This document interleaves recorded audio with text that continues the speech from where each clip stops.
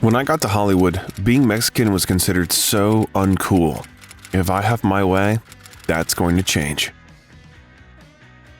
This Mexican-born beauty broke into Hollywood to win the hearts of moviegoers forever. Now, everyone knows Salma Hayek. Someone for her unforgettable roles in Rodriguez's early films, someone for voicing Kitty Softpaws in the animated film Puss in Boots, and someone for the unforgettable image of the famous artist Frida Kahlo. So how did the actress's acting career and personal life develop? Why did Salma give up her star career in Mexico for cameo roles in Hollywood? Why did the production of Frida drag on for 7 whole years? How is it possible to marry the same man 4 times? And what are the 30 animals doing in her house? You will learn much more about this in today's video. You're watching the Biographer channel. Check if you're already subscribed to our channel, take something tasty, and sit back. We're getting started.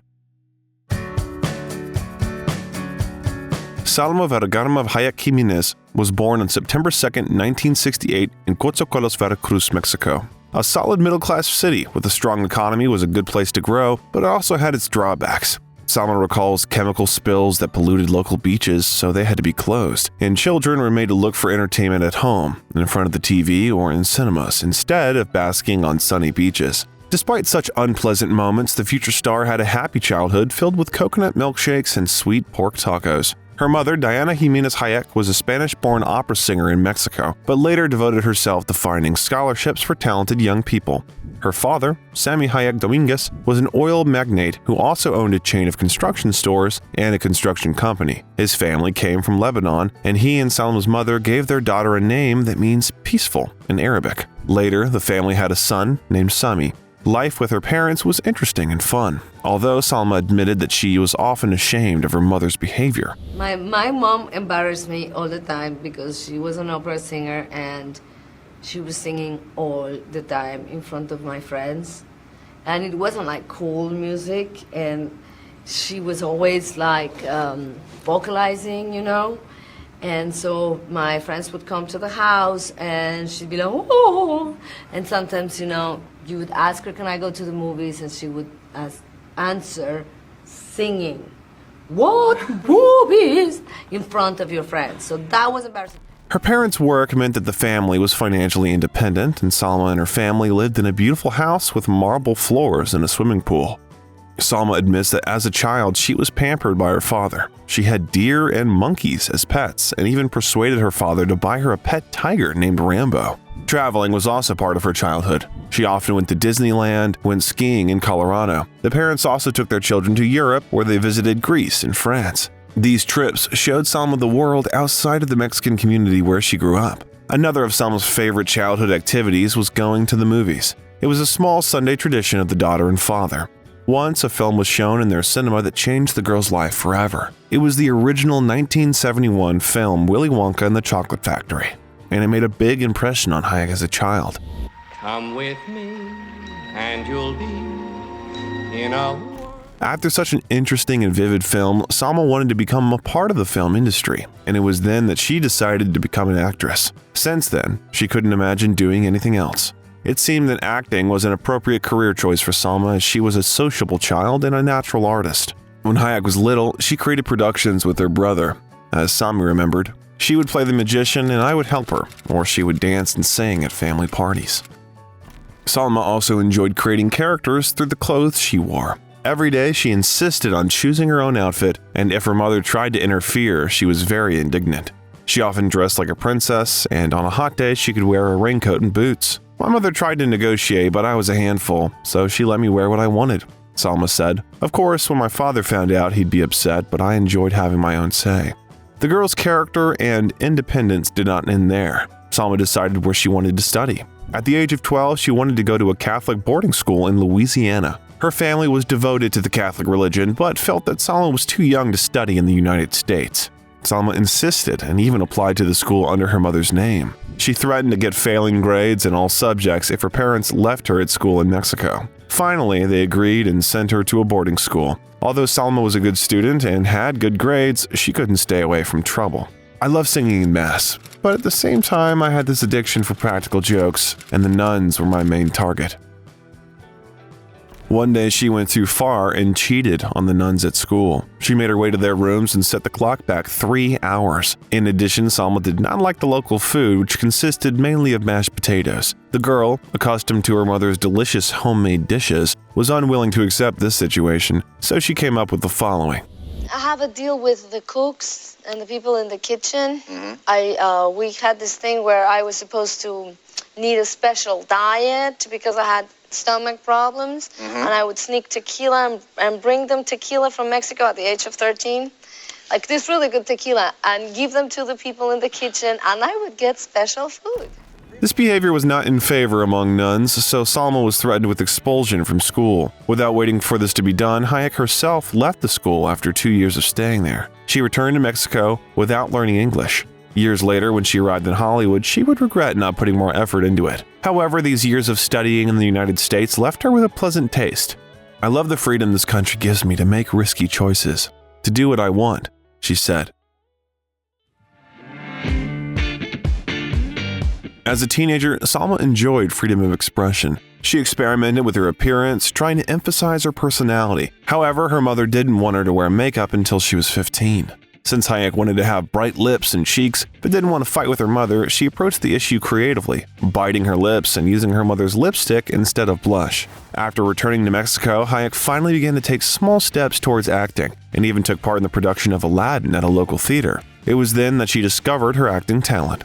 However, at the same time, it turned out that reading could interfere with its development in this direction. Hayek had always had difficulties with this, but she was a good student. It wasn't until she was a teenager that she was diagnosed with dyslexia. "I'm really a fast learner. I always was, which is maybe why in high school they didn't realize I had dyslexia. I skipped years without studying too much." At school, Salma was hardly popular. She was younger than her classmates and therefore developed more slowly than her friends. This provoked her school nickname. So the boys decided to call me La Nadadora, which means, you see, nadadora means the swimmer, because nadar is to swim, but also nada means nothing. So they call me La Nadadora because I had nothing. I bet they're eating their words now. The actress said that during one of her trips with her parents, she found a church that is famous for its miracles. Secretly, from mom and dad, she ran in there, dipped her hands in holy water, and then put them on her chest and asked God to give her a curvy shape. In the end, apparently, the prayers were answered because at the age of 16 to 17, the girl really flourished. Her mother did not want her to go to college, fearing too much attention to her daughter from members of the opposite sex. Instead, Salman was sent to Houston to live with her aunt for 4 months. Around this time, when Salma was 16, she began a punk period. "I wore t-shirts with pointed studs and had my hair sticking up," she said. Despite the fact that she admitted that she tried to look shocking, Salma still kept to the style. She didn't choose her clothes randomly, but made a lot of effort to look harmonious. "Even when I was punk, I had a sense of style. I wasn't just throwing things together. It had to be the right, disgusting combination."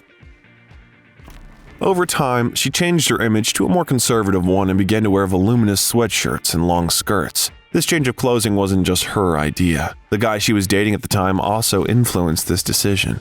He was jealous of his girlfriend for other guys who paid attention to Salma and did not want her to show off her mature figure in tight clothes. Hayek's experience with the first kiss was also interesting. I wanted to taste good, and I kept putting honey on my lips. And I said, "What did it taste like?" And he said, "Like honey." But it's the cliche, that's what they say. And so I kept putting honey on my lips and I burnt my mouth, and I had an infestation of ants in my bedroom, and something that started real romantic turned out to be kind of disastrous. When the relationship with the guy came to naught, Hayek's appearance changed again, and she began to wear shorts and sweatpants. At that time, the girl was not entirely happy with her appearance. She felt that her dark skin, brown eyes, and brown hair were not as beautiful as the fair skin, blonde hair, and blue eyes. She was also teased for her smallness, as Hayek stopped growing when her height reached 5'2". Salma so wanted to be taller. She saw that tall girls became models and participants in beauty contests, and felt that this lack of hers did not allow her to prove herself. However, years later, Salma was grateful for her height. She enjoyed being an actress, and she was happy with the direction her life was going. "I am grateful for my shortness because if I had been tall, I might have ended up a model or Miss Mexico, and what a miserable existence that would have been. So thank God for my shortness because it didn't take me in those directions." However, at that time, Salma was very complex because of her height, even though her father assured her that she was beautiful as she was. Growing up, Salma became more confident in her appearance and abilities. She realized that her height didn't affect what she could achieve. She stayed with her aunt in Houston for about a year after graduating from high school and then enrolled at the National University of Mexico, where she studied international relations. Political science interested her. She even thought about becoming president of Mexico. However, the love of drama at some point began to outweigh it. I always wanted to be an actress ever since I was a little girl, but later I tried to convince myself that's not what I wanted, that I wanted to settle down with a stable career. That's what everyone else was doing, and it's what my parents expected of me. So I tried to put that part of me away, but I couldn't fool myself. Her parents expected her to focus on college, but Salma had a different opinion. She was afraid that her friends would laugh at her if she told them that she wanted to become an actress, so she kept quiet about her dream. Acting was really beneath them. They couldn't believe that I would want to become an actress, the actress said, and yet she took steps to realize her most cherished desire. So, in addition to studying at the university, she secretly attended acting classes. Soon, this peculiar hobby became more important for her than studying political science. Salma devoted more time to acting and reading plays, and her interest in college waned and her love of acting increased. She wanted to leave college and knew she had to tell her parents about her decision. She had just been offered a role in a local commercial, so one day during lunch, she told her father about the offer and explained that she had decided to leave school and become an actress. The father was categorically against the idea, but in the end gave in to his daughter. And the way I convinced him is, I said to him, "Do you believe in destiny?" And he said, "Yeah." And then I said, "Okay, I know with absolute certainty that this is my destiny." I was right. It was my destiny. The chance to follow the acting path was not given immediately for 2.5 years. She studied acting intensively. Her first roles were in productions at a local theater.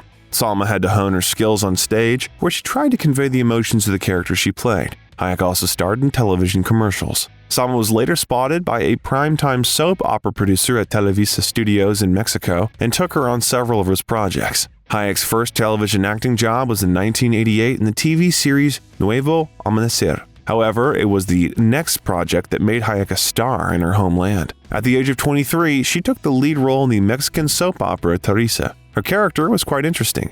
My character was the good girl and the bad girl, and it was not two different characters, and she was not bipolar, although now that I think about it, maybe she was. And it was just somebody who would do really good things and then some really questionable things, which was ahead of its time, because now it's like any good character is like that, but not for telenovelas in the 80s.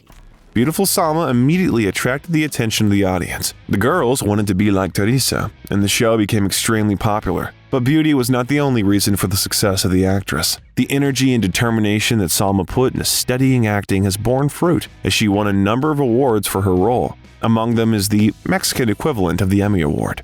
The actress herself was stunned by the scale of her success in Teresa, which was broadcast in more than 20 countries around the world. In fact, she said she didn't know how many viewers could watch this every night. Her mother was also not happy with the filming of her daughter because she considered the telenovelas not good quality television. This attitude towards soap operas among the older and younger Hayek has changed over time.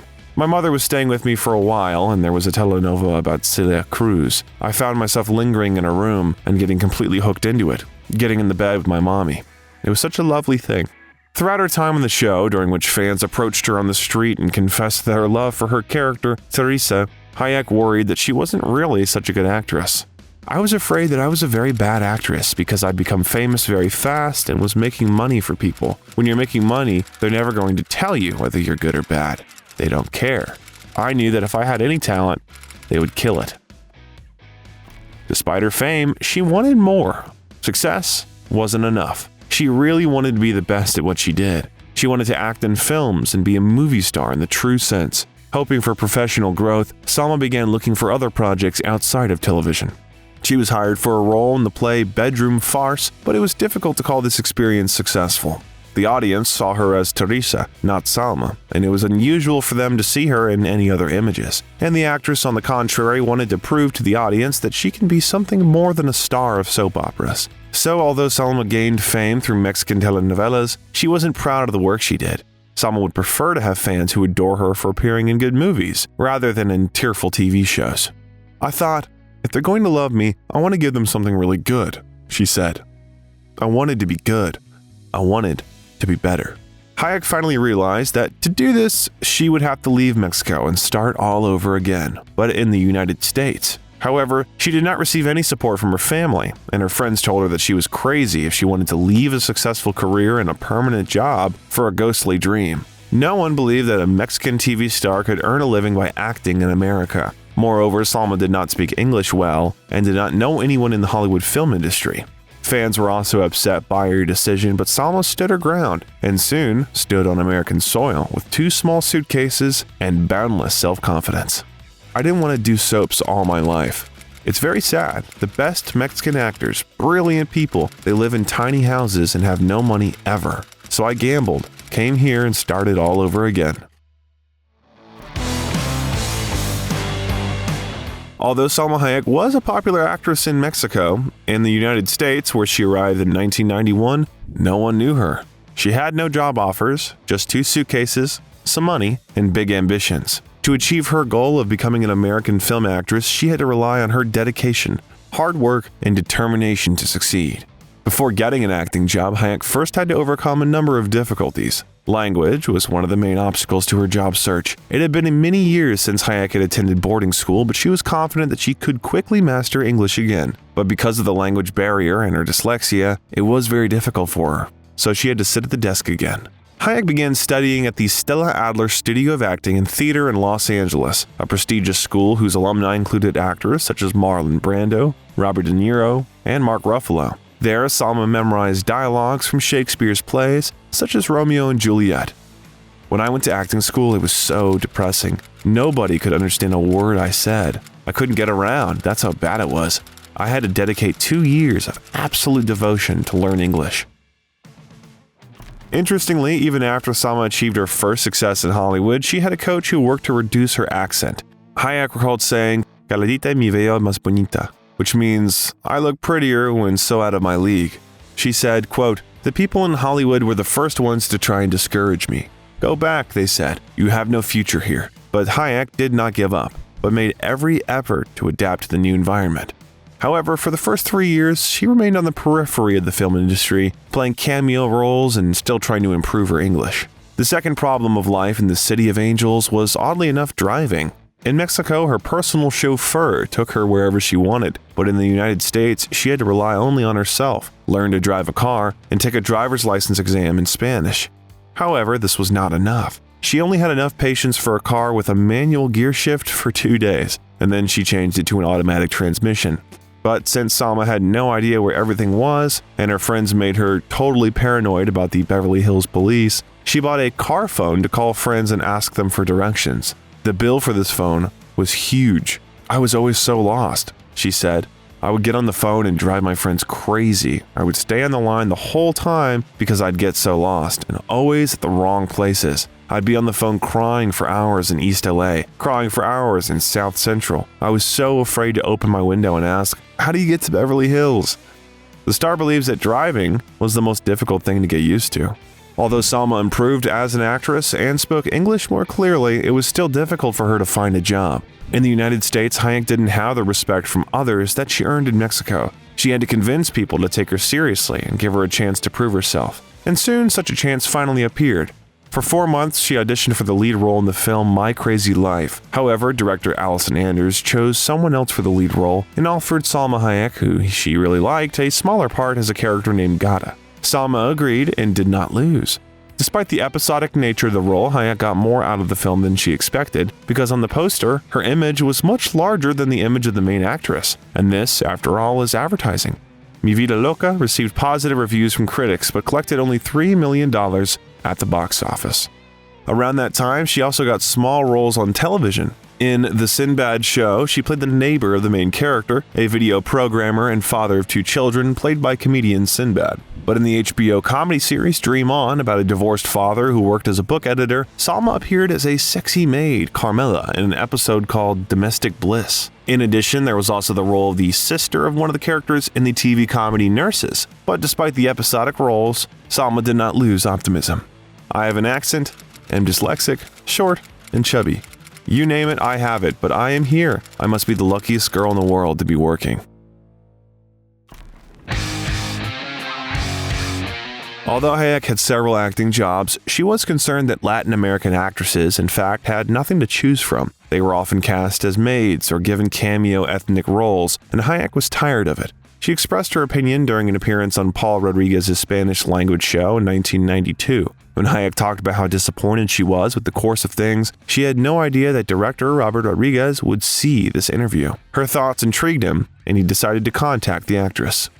Interestingly, the same evening, Hayek went to watch Rodriguez's film El Mariachi, which made a great impression on her. As she drove home, she thought about how much she wanted to meet the director. The same night she went to bed, her phone rang. It was Elizabeth, Robert's wife, who called to arrange a meeting with Rodriguez. This meeting was very fruitful because she decided to take her to his next film, Desperado. The film was a continuation of the same El Mariachi that made the director famous. The role of the singer in the sequel was supposed to be played by Antonio Banderas, and Rodriguez needed an actress to play his beloved. The production company that funded the film wanted him to choose a blonde for the role, but Rodriguez objected. "I thought a Latin American star should play a Latin American heroine," he said.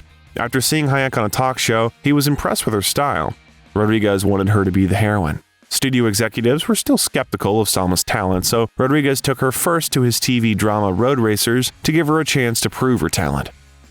Hayek played the girlfriend of the main character, a rebel who was interested in rock music and auto racing, played by David Arquette. Salma proved to be impressive in her first major role outside of Homeland, and it was enough to convince studio executives to give her the role of self-confident and perky beauty Carolina in Desperado. And the actress did not disappoint. First, she decided to perform all the stunts herself, to the surprise of the rest of the cast and crew, who constantly demanded a stuntman. Her favorite trick was when she and Banderas jumped through 2 buildings. "They put cables on us, and it really was like flying," the actress said. Banderas also did all the tricks himself. "We had a lot of fun with the movie," Salma admitted. "I was very proud and scared. I remember jumping from one building to another one and scraping all my knees, and it was full of blood, and I said, I don't care. I'll do it again. It was really painful, but I did it again anyway, you know? It was my first movie, and I just wanted to prove myself. And I wanted to show that I cared for the movie and I was professional. So no matter what happened, I just would do it."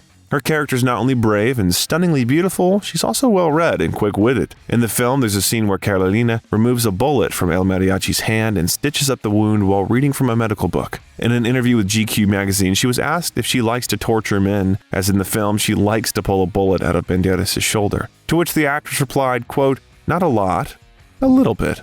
I think men like to be teased, and that's one kind of torture." As for the love line between 2 charismatic characters, of course, there was also a love scene. However, oddly enough, her filming was extremely difficult for Hayek. She was uncomfortable getting naked in front of the camera, so throughout the scene she cried because she was embarrassed when she thought about what her family would think. Filming was only supposed to take an hour, but since Hayek was very upset, they were delayed for a full 8. She thought that her tears might have ruined her chance to finally make a big movie, but when the director edited the usable fragments of the film, the result was an unforgettable and passionate scene. Rodriguez was generally very concerned about all aspects of filming, trying to make a real high-quality movie. Robert Rodriguez gets involved with the wardrobe and the light. Hayek later recalled, "He operates the camera, he practically does your makeup. He was doing like everything in every department." Critics appreciated both the director's work and the performance of the main actors, and Entertainment Weekly magazine even wrote that Hayek's film pulled off the impossible, namely outsmoldering co-star Antonio Banderas. This film attracted public attention to a little-known Mexican actress. "You see this bookstore? It's my bookstore. Somebody comes and drops something off. A couple of days later, somebody else comes and picks it up. You know what I do? I rent out space. That's all I do. I rent out space." Rodriguez was so impressed with Hayek's performance that he jokingly tried to dissuade her from auditioning for other directors. He wanted her to focus on working on his projects. The actress appreciated such attention but did not listen to it. Although she continued to appear in films with Rodriguez, she also considered other offers, which surprisingly turned out to be few. Therefore, Hayek decided not to waste time in vain yet and give a second chance to Mexican cinema. She saw interesting things happening on the Mexican film scene, and her patriotic feelings for her native country prompted her to take part in them. It would have been easier to just stay in Hollywood, but there are a lot of exciting things happening in Mexican cinema. I felt proud of it and want to support it. In 1995, Hayek returned to Mexico to star in a film called Mirak Ali. at the Mexican box office. She played a prostitute addicted to prohibited substances in a dramatic story based on the book by Egyptian writer Naguib Mahfouz. The film tells about the lives of 3 people in the slums of Mexico City and shows how their destinies are intertwined. Her role in the film was tragic, and Hayek was praised for the way she handled it. The actress was nominated for the Ariel Award, which is the Mexican version of the Oscar, for Best Actress. The film also won a number of other awards. Hayek's energetic role in Desperado attracted more attention to the actress. Her image was catchy enough to give her some recognition in Hollywood. Her name was mentioned in connection with the film Selena, a biopic about Tejano music star who was killed at the age of 23. However, in the end, the role was given to Jennifer Lopez. Later in the interview, Lopez denied any connection between Hayek and the production of the picture, noting sharp differences in their career trajectories. We're in 2 different realms. She's a sexy bombshell, and those are the kinds of roles she does. I do all kinds of different things. It makes me laugh when she says she got offered Selena, which is an outright lie, the star said. If that's what she does to get herself publicity, then that's her thing. Salma did not comment on these words of her colleague. However, Jennifer herself, a few years after this unsuccessful interview, noted that she did not want to offend anyone and she herself was incorrectly quoted. Given what has become known about Lopez now, we can only guess how sincere the star was then in her apologies. The other roles offered by Hayek weren't as promising as the charming Selena. In 1995, she starred in the action movie Fair Game as the ex-girlfriend of the main character of the picture. William Baldwin and model Cindy Crawford were the stars of the film, where Baldwin played a police officer defending lawyer, played by Crawford, from the mercenaries of an influential tycoon. The film caused some publicity as it was Crawford's debut in the female lead. People wondered if she could play well enough, and most people thought she couldn't.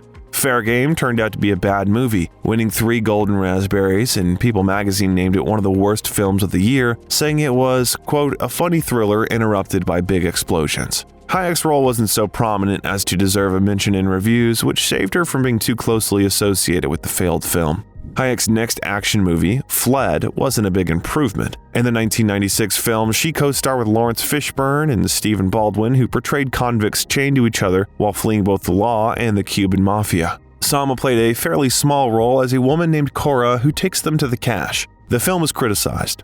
Reviewer Leah Rosen called it, quote, an untrained action movie, an updated look at all the weird movies that came before it. However, Hayek's performance earned her some praise as the only woman in the film who had a real character, not just an attractive appearance. The actress's next project was the film Breaking Up with Russell Crowe. In it, Salma had her first opportunity to play a character written not specifically for a Spanish-American woman. She and Crowe played a couple who hated being apart but quarreled when they were together. Hayek was attracted to the role because it had more to do with the character than her ethnic background. People told me I was wrong for the part, so of course I said, perfect. Although Hayek was thrilled with the role, it didn't bring her recognition. Ken Eisner of Variety magazine wrote, quote, Russell Crowe and Salma Hayek make attractive leads, but they have neither the marquee power nor the requisite chemistry to keep Breaking Up from getting left at the altar of general distribution. The release was delayed until October 1997, and it was only shown in several cinemas.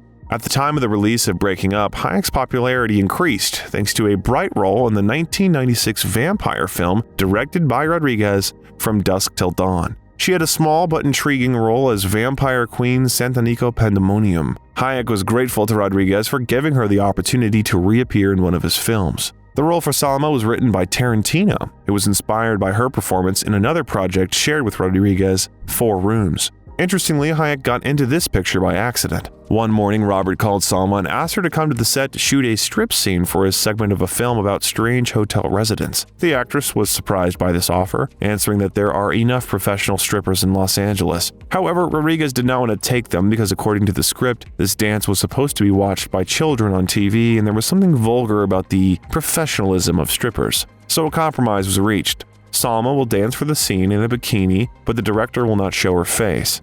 He didn't show my face, but he put me in the credits, which is worse, admitted the actress. It was this dance that inspired Tarantino to write the image of the vampire queen Santanico Pandemonium for the film From Dusk Till Dawn.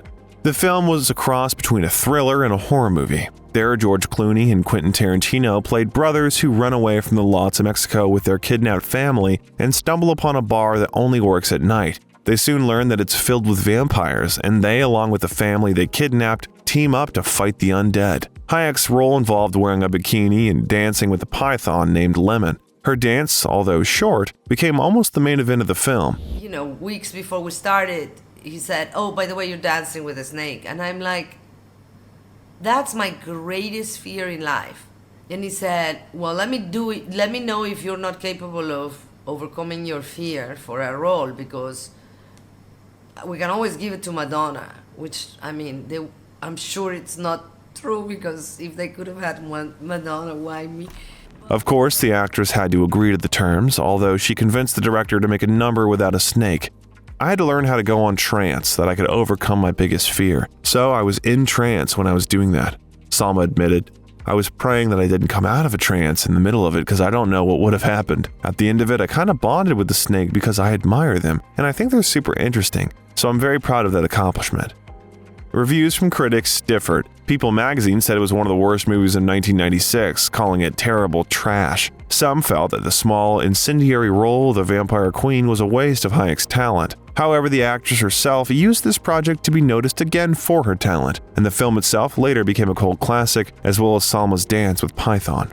However, Rodriguez's projects showed not only Hayek's acting skills, but also made her a real sex symbol, which Salma least wanted. She didn't expect to be noticed primarily because of her appearance, but her agents told Hayek that if it helped her get movie roles, she should play along and later choose where to play. For now, she needed to perform the roles she was offered, even if they fit the sex symbol stereotype. Now it seemed that everything was fine for the actress. Now she was offered a greater variety of roles. In addition, she was chosen as the face of Revlon Cosmetics. The company was known for its work with leading stars, and its deal as a representative connected it with such famous beauties as Cindy Crawford, Halle Berry, and Melanie Griffith. This deal, as well as her appearance in television and glossy advertising, contributed to the spread of her fame. Salma also continued to act in films, so she appeared in 2 unsuccessful films, Follow Me Home and Breaking Up. The first film about spiritual and cross-cultural race relations, depicted through the lives of 4 artists, was not even released on wide screens, but it was shown on request at some U.S. universities. Another described the life of a young couple, portrayed by Salma Hayek and Russell Crowe, who decided to end their relationship. On Rotten Tomatoes, the film has a rating of 20%, and at the box office, it collected a meager $11,000, and all because of the lack of chemistry between the actors. However, the actress did not pay attention to criticism and soon got her first major role in a big film. In 1997, she was cast as the female lead alongside Matthew Perry, an actor of the popular TV show Friends, in the movie Fools Rush In. So she became the first Mexican actress to play the lead role in an American film since the 1930s. It is worth immediately remembering Jennifer Lopez. Where is it now without her, who submitted that the role had initially been offered to her? Columbia offered me the choice of Fools Rush In or Anaconda, but I chose the fun B movie because the Fool script wasn't strong enough, the actress said. Believe it or not, it's up to you, and you can share your opinion with us in the comments. We discuss it. In the film, Hayek plays a Mexican-American woman with a colorful family who meets a New York businessman played by Matthew Perry. They have a brief affair, and after she finds out that she's pregnant, they quickly get married and then start dating. The film's comic was associated with conflicting cultures, and Hayek had the opportunity to play a fun, impulsive heroine and showed that she can be different. The biggest difficulty for the actors was that the scenes were not shot in turn, and on the second day it was necessary to squeeze out some emotions, although Perry and Hayek, they knew each other only for a few days. To somehow feel each other, Hayek once just came to Perry in his van and offered to spoon a little bit. Salma generally saw further than her role and had a vision of the whole picture. On one occasion, she suggested that the director add a scene in which the main character talked about her problems with her mother. This is what a Mexican-American would do in such a situation, Hayek said, and Tenet agreed. A scene had been added. And during the declaration of love between the 2 characters, Salma advised Perry to look through her as if seeing their future together. Then the actor replied in his usual humorous manner, quote, "Listen, Salma, I'm telling you I love you in this scene. You look wherever you want, but I'm going to be looking at you." Not only did Salma give ideas to the director and a colleague from the set, but also Perry himself. So, for example, once one of the actor's friends came up with the phrase, "You are everything I never knew that I always wanted." Matthew offered it to Tenet, who allowed him to add it to the film. The actor later admitted that it was the best phrase in a movie that he ever said, and in addition, it became the most famous phrase in the movie. When the world was shocked by the news of Perry's untimely death in 2023, Salma was one of those stars who expressed sympathy for the occasion. "My friend, you are gone much too soon, but I will continue to cherish your silliness, your perseverance, and your lovely heart." Farewell, sweet Matthew. We will never forget you." The star wrote in her Instagram. By the way, the tragic biography of Matthew Perry is also on our channel, so follow the link that we will leave you in the description of this video and watch, but only after we tell you all about Salma. Although Hayek put a lot of effort into her role and the picture as a whole, the end result didn't really impress critics and audiences alike. They perceived the film as a meaningless romantic comedy with funny moments, but did not believe that there was anything original about it. Hayek was disappointed to learn that even in this role where she played a pregnant woman, she was considered a sexy actress, and she was so tired of being denied more serious roles. The actress herself did not perceive her beauty as a ticket to the glamorous Hollywood life, rather considered herself pleasant and beautiful. I look at myself in the mirror and I see a familiar, friendly face. Hayek wasn't shy about revealing some of the embarrassing moments that happened to her during glamorous outings. So at the premiere of the film Speed 2, the actress had to wear a white spectacular dress. On that day, the floor of her house was varnished and she left her outfit on a hanger in the middle of the varnished parquet. I had to step lightly on the floor in white socks to get to the dress. This was the person for being late for the premiere, but for Elizabeth Taylor's birthday party, she had to wear a luxurious orange dress, which was sewn directly on her because the fabric was too delicate and the silhouette was fitted. That evening, many people stepped on the train that stretched from the dress, and when Salma got home, she couldn't get out of it, so she had to wake up her brother Sammy, who was living with her at the time. But not only the appearance made the actress beautiful, it was her self-confidence and sense of style. Since I come from a very stylish world in Mexico, I wanted to look good because people think Mexicans are tacky, so I felt I had to have a pretty dress, hair, and makeup to make a point, Hayek noted. Despite the fact that it took time to look good, Hayek tried to look her best wherever she went. Another reason she did this was to respect her fans. She felt that it showed people that she appreciated their attention. It's like when you go on a date with a guy you're madly in love with. You make an effort, the actress joked. Hayek dressed up not only when it was expected of her, but also for events such as the MTV Awards, where celebrities sometimes come in jeans. Her look at the style helped Hayek attract attention. She was often in the Style Watch section of People magazine, and when at the Academy Awards in 1997, she wore an Armani beaded dress and a diamond tiara from the 1920s. This image became one of the most memorable in the history of this prestigious film award, although as it turned out, her entourage was against such an image. I wanted to wear a tiara. I had a publicist and a stylist and an agent. They begged me not to do it.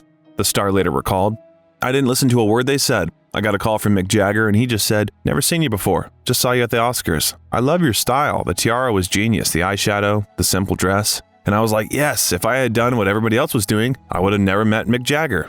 When she got home, she had 58 more messages on her answering machine that emphasized her appearance. However, Hayek managed to attract attention on the red carpet more than getting the serious and interesting roles she craved. "It's hard for studio executives to give me the roles of smart women," she said. And then Hayek found out about the idea to make a film about the life of Mexican artist Frida Kahlo. She was familiar with the artist's paintings long before she started acting. She first saw Kahlo's work when she was a teenager and visited a friend's house. She didn't realize that she was looking at the work of a famous artist. "I didn't know she was so famous when I first saw her paintings," Hayek said. She added that at that time she did not understand surreal paintings and considered them bizarre. However, a friend convinced her to take a closer look at Kahlo's work. Hayek did so and was fascinated by the palette of colors that the artist used. "I could not get those images out of my head," she said. "So I started reading books about her and went to her house in Mexico City, and then I became completely fascinated by her." Kahlo was independent and energetic, but she had a tragic life involving illness, a serious accident, miscarriages, and a tumultuous marriage to artist Diego Rivera. Frida expressed all the hidden emotions in her canvases, but her painting was overshadowed by her husband's reputation as a muralist, and her paintings began to be considered masterpieces later. The way Kahlo lived by her own rules and didn't succumb to the painful aspects of her life struck Hayek. "I loved her passion for life. Although she had a lot of painful things in her life, emotionally and physically, it never brought her down, and that's why I refused to see her as a martyr. She was a woman who had a lot of pain in her life, but also a lot of joy, and she had a great sense of humor." It was obvious to Hayek that the story of such an interesting and important Mexican woman should be told on screen. It was also the type of serious and challenging role Hayek aspired to play, but she had some competition. Madonna and Jennifer Lopez also expressed interest in filming Frida's life. To convince the producers that she would present Kahlo's truer lifestyle, Hayek showed them photos of herself in traditional Mexican clothing. As the film moved from studio to studio, Hayek became more adamant in her intention to be part of the film, and she tried to introduce it herself. However, she didn't panic or rush to put her film into production before others could do it first. She wanted to pay tribute to the artist's life. To do this, she patiently gathered support for a project that took up a lot of her time over the next 7 years. The actress did not stop acting at this time. So, in 1997, she was chosen for a serious role in the cable television version of The Hunchback, based on The Hunchback of Notre Dame. In Peter Murdoch's film, Salma played the role of the gypsy Esmeralda.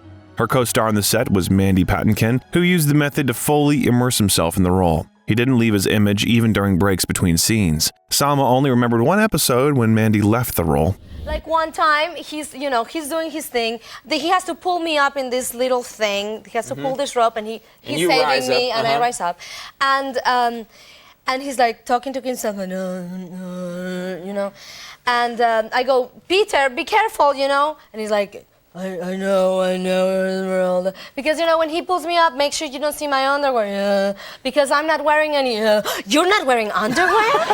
Of course, the actress was wearing underwear, but Mandy managed to get out of his trance in this way. Critics praised both the film itself and Hayek's performance, and it was nominated for an Alma Award. Participation in the project also affected her personal life. After all, during filming, she met the actor Edward Atherton, who played the role of Gringoire. Their love went beyond the screen and blossomed into real life, leading to a passionate, if private, relationship. The couple attended several red carpet events before deciding to break up after 2 years of dating. Despite the breakup, Hayek and Atherton did not comment on its reasons and never expressed any hostility to each other. In the same year, 1997, the actress starred in the Mexican documentary film Who the Hell is Juliet, which told about the life of a Cuban model and prostitute and their relationships with their families. Hayek starred in the film as herself. The unusual film, co-written and director Carlos Markovich, won the Silver Ariel Award and other awards at several film festivals, including the Latin American Film Award at the Sundance Film Festival in 1998. The following year, Hayek reunited with Rodriguez for a small role in the horror film Faculty about a group of high school teachers and some alien-obsessed students. Critics' ratings, surprisingly, were quite high, but the box office in the United States reached only $40 million. Since its release, Faculty has become a cult film, as director Robert Rodriguez admitted in May 2023. I personally like mixed genre movies, and I found that over time people respond to them a lot. Like, I've never heard people talk so enthusiastically about The Faculty until the last couple of years. I hear about that movie so much now. Hayek's next project was the film 54, about the infamous Studio 54 disco in New York. It starred Ryan Felipe as an ordinary guy who becomes a bartender in a famous club and plunges into its decadence. The film, directed by Mark Christopher, also stars Mike Myers as the club's owner. The original version of the film featured Hayek, but the film was significantly modified, and new scenes were shot after viewers did not like the test version. It was a new experience for Hayek, who was confused by all the changes. It was scary at first, she said.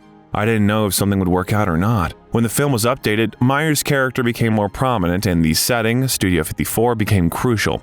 As a result, many scenes with Hayek were cut out. She didn't complain about her reduced role, believing it improved the film. I'd rather have a small part in a good movie than a starring role in a bad one, she said. The resulting film was not received much better than the test version. People magazine said Myers was the only justified moment in the film. The title reveals the movie's IQ, the magazine noted in its film reviews. To get closer to the filmmaking process, in 1999, Salma created her own production company, Ventana Rosa, which translates from Spanish as Pink Window. Taking on the role of producer, Hayek stopped being an actress in anticipation of roles. She was already responsible for the film's casting and budget and had more control over the final product. However, despite the fact that she achieved her goal of becoming more involved in her films, Hayek's debut as a producer in the film The Velocity of Gary was not a resounding success. It tells the story of a dying actor and the people who love him.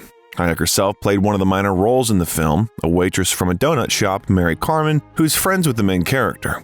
Reviews from critics were mixed, and the film was incomprehensible to a wide audience. The incomprehensibility of the title is nothing compared with the labored artsiness and heaps of high-pitched acting in this tortured drama, said reviewer Timothy Gray. Hayek's next picture, however, was more successful. In 1999, she returned to Mexico to produce and star in the film No One Writes to the Colonel, about an elderly man and his wife and the people they see every day. The film was shown at the Cannes Film Festival and became Mexico's bid for the Oscar for Best Foreign Film. Her roles as a producer and actress made Hayek work 18 hours, but she didn't seem to get tired of her work. In addition to producing films in 1999, she also found time for her personal life, namely an affair with Edward Norton. The couple's relationship began after they were introduced by mutual friends at a dinner party and has since flourished both professionally and personally. Their 4-year romance was widely publicized, and the couple often attended events in the world of art and cinema. However, in 2003, they decided to divorce and have remained friends ever since. None of the actors spoke about the reasons for the breakup, deciding that this is not a topic for tabloid headlines. Well, apparently they did everything right, and we returned to Salma's next projects. The first of these films was Dogma, a comedy with supernatural elements that looked at church rules and spirituality. Ben Affleck and Matt Damon played angels expelled from heaven, while Hayek got a small role as a muse named Serendipity, who inspired poetry and art. And again, as in the early films, Salma had to dance a little on stage performing a striptease. Well, how without it? However, with or without Hayek's incendiary moves, the film was surprisingly successful, bringing in more than $30 million with a budget of $10 million. Hayek's second major film of the same year was Wild Wild West, starring Will Smith and Kevin Kline. The film was based on a 1960s television series and combined elements of Western and comic fiction. Hayek played a character named Rita Escobar, who helps Will's character save the day. Smith, who was at the peak of his popularity at the time, insisted that Hayek star in the film. According to Salma, she was treated very well on the set, and male actors tried to come up with more lines for her. With Will Smith as the star, expectations for the adventure Wild Wild West were high. However, critics were somewhat disappointed. Roger Ebert called the film a dead comedy, and the film itself, despite the money invested in its advertising by Warner Bros., collected only $222 million at the box office with a budget of $170 million, making it commercially unsuccessful. Coleman, stop the train. Miss Escobar's getting off. Who the hell's Miss Escobar? I'm a frightened, starving, half-naked young woman who only wants to find her father. Half naked? In addition to creating films that could become box office blockbusters, Hayek also worked on other interesting projects that unfortunately were not destined to attract the attention of a wide audience. In 2000, she starred in an unusual film Time Code, directed by Mike Figgis, where actors improvised their roles and 4 scenes were shown on the screen at the same time. She also appeared as a detective in the dark comedy Chain of Fools in 2000 and also had a small role in the same Figgis' film Hotel. These pictures were not big hits and did little to increase Hayek's fame, but they allowed her to work. In addition to acting, Hayek also appeared on television, starring in the film In the Time of the Butterflies, based on real events. It tells the story of 3 sisters in Santo Domingo who were hiding from the dictator. Hayek considered it important to tell the story of these women who suffered from the brutal regime of Rafael Trujillo. Her efforts were rewarded, and the actress won the Alma Award for Best Actress. Even while living in the United States, Salma was proud of her roots. The decor of her house was in the colors of her homeland and had Mexican works of art. The patio was decorated with terracotta tiles by her brother, and the house itself had facendadors and fabric pillows from Oaxaca, Mexico. Hayek enjoyed inviting friends to her house for salsa dances, and her mother often stayed with her. While the actress was certainly committed to her career, she wanted to balance that with a fulfilling personal life. "I see people who have a more successful career, but who are not as happy as I am," she said. Her brother added, "She's a family girl. She's always been a simple, caring person. She's not stuck up or greedy. That's what I'm really proud of her for." Hayek's acting and production schedule often took her away from her Hollywood home. In one year, she visited more than a dozen countries, including Africa, Asia, and Europe. "I travel like a gypsy," she commented. Some of her travels took her back to Mexico, where she worked to get the rights to use Kahlo's paintings in the biopic. After all, Hayek's desire to make a film about the artist did not fade. This was an important step, as the beauty of Frida's artwork could now be part of the picture. Despite the fact that the film moved from one studio to another, Hayek was persistent and patient, remaining in the project. In addition to the perseverance of the actress, the increased popularity of Kahlo and her paintings finally gave rise to filming. Although Kahlo died back in 1954, Hayden Herrera's 1983 biography made her more famous outside of her native Mexico, and people became interested in Frida. Kahlo's paintings began to sell for huge amounts of money, and the U.S. Postal Service issued a stamp in her honor. The renewed interest in Kahlo's work was the perfect push to bring her to life to the big screen. Finally, after many years of work, Salma got the green light from the studio to work on Frida. Hayek was delighted with the opportunity to recreate the artist's life on the screen. It meant so much to me. All the things I wanted to complain about in the world or change the perceptions in the world, I could do with this film. And it was important for me to show that my country is full of sophistication, and how at that time all the great thinkers around the world would come to Mexico. The main role was a significant one that expanded her acting range as it delved into the challenges the heroine faced and the deep emotions she went through. The role allowed her to move away from the image of a sex symbol that she didn't like. However, before filming began, it was necessary to find funding for the project, a script that she liked, actors that she would like to work with, and a director. It was a long process, but while making other films, she gained the experience needed to make this movie. Despite the popularity of Frida Kahlo's personality, Hayek had to fight to increase the film's budget. After long negotiations, the budget increased from $2 million to $4 million and then to $14 million, which made it possible to promote the project further.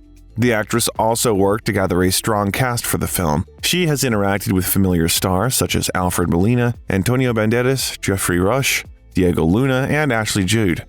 Hayek told them about Kahlo's life and convinced them that this story should be told and made a film. Although Molina was also invited to work on the Frida project with Madonna, he was impressed with Hayek's approach. She had a vision of the film that he appreciated. Actors always ask each other to take part in their dream projects, and you take it with distrust, he said. I liked Salma's focus, the way she talked about the movie she wanted to make.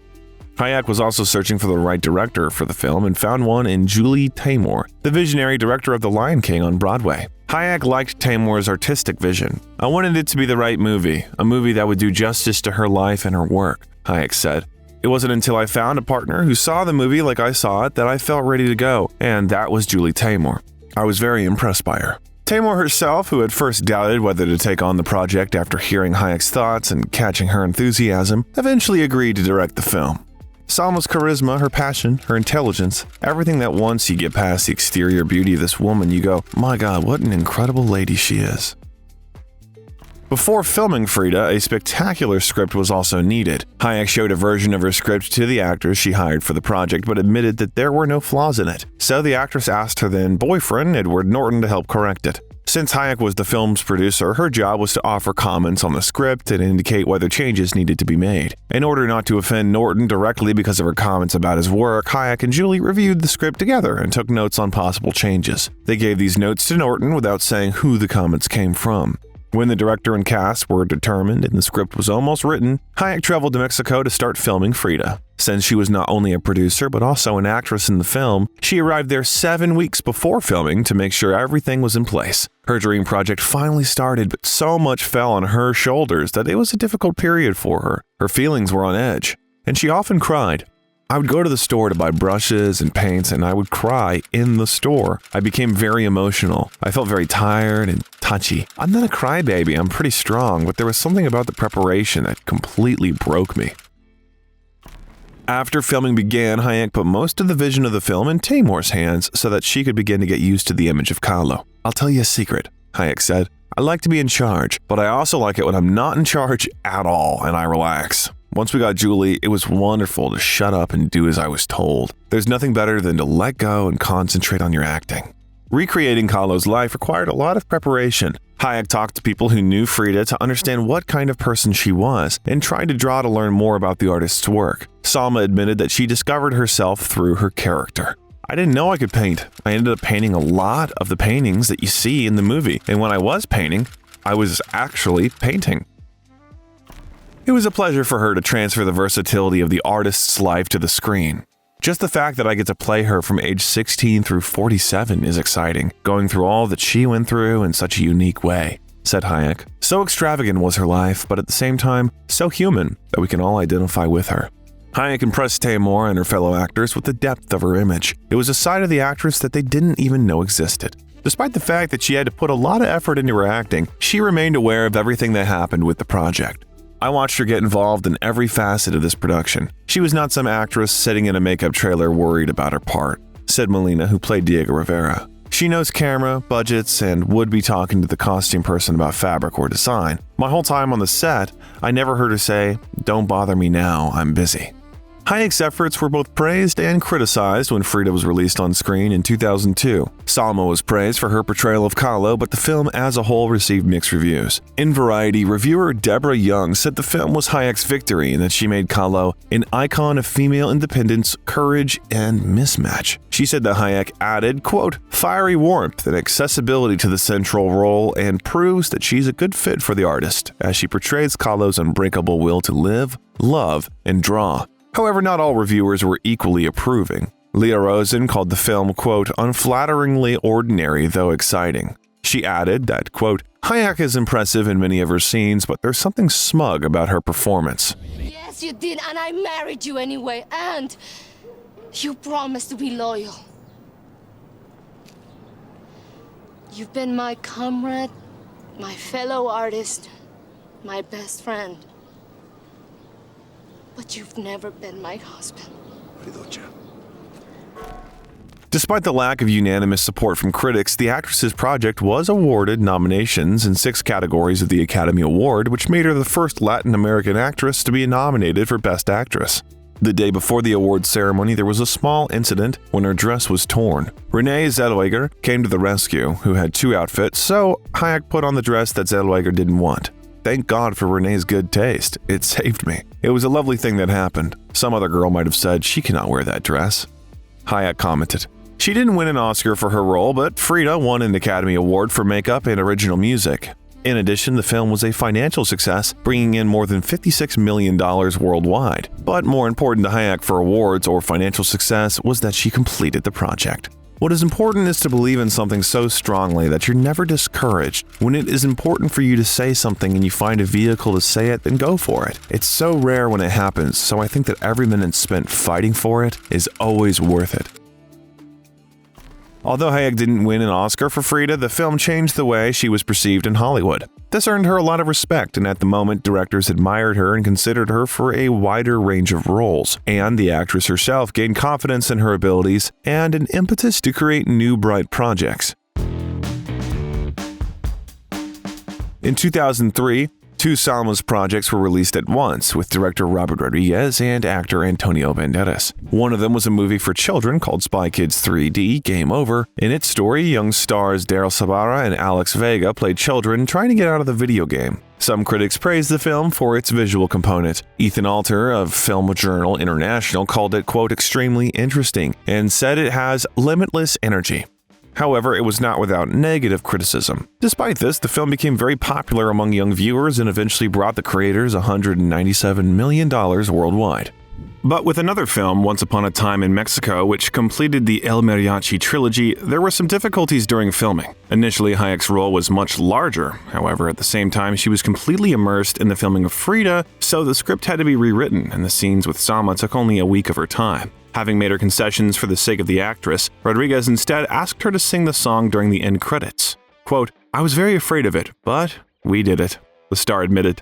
Although she didn't need to say much, her role included several challenging action scenes. They were filmed right after Salma arrived from the set of Frida, so she was very tired. For 3 days, the actress worked intensively on the scene where she had to perform alongside Antonio Banderas. The trick was not easy. She even became ill, but she did not complain, and the results exceeded expectations. And critics and the public as a whole were satisfied with the movie, and its creators earned more than $98 million at a cost of $29 million. Hayek's career was undoubtedly on the rise. In Frida, she proved that she could handle the lead role in the movie, and Rodriguez's films became a bright line on the resume. The experience and confidence that Hayek gained during filming prompted her to try to sit in the director's chair herself. As a director, Salma made her debut with the TV movie The Maldonado Miracle for the Showtime network. The film, starring Ruben Blades and Peter Fonda, tells the story of an endangered Mexican city that was revived after the statue of Jesus seemed to start dripping blood. The Maldonado Miracle was shown on television in 2003 as well as at the Sundance Film Festival. Hayek was awarded a Daytime Emmy Award for the film.